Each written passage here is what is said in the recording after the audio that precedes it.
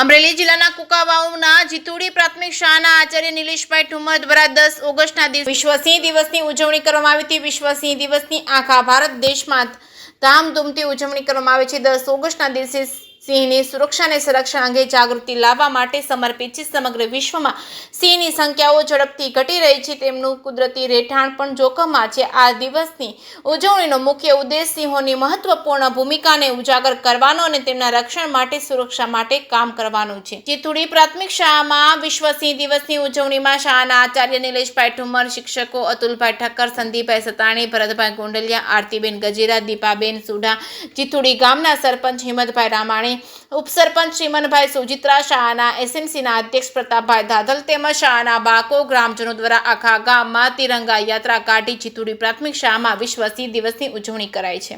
જેકે સિંહ ગુજરાતી સાથે પ્રકાશ વગાસિયા, જીતુડી પ્રાથમિક શાળા નિલેશ ઠુમર।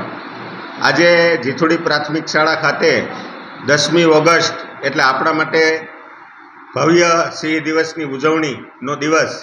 આજે જીતુડી પ્રાથમિક શાળાના બાળકો દ્વારા વિશ્વ સિંહ દિવસ નિમિત્તે સિંહના મોરા પહેરી અને ગામની શેરીઓની અંદર ભવ્ય રેલી કાઢવામાં આવી।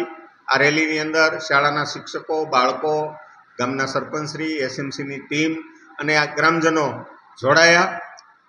ત્યારબાદ રેલી પૂર્ણ થયા બાદ તિરંગા યાત્રા હર ઘર તિરંગા આગામી દિવસોમાં જ્યારે આપણે સૌ સાથે મળી અને આઝાદીનું પર્વ ઉજવી રહ્યા છીએ ત્યારે હર ઘર તિરંગા યાત્રાનું પણ સુંદર મજાનું આયોજન શાળાના બાળકો દ્વારા કર્યું।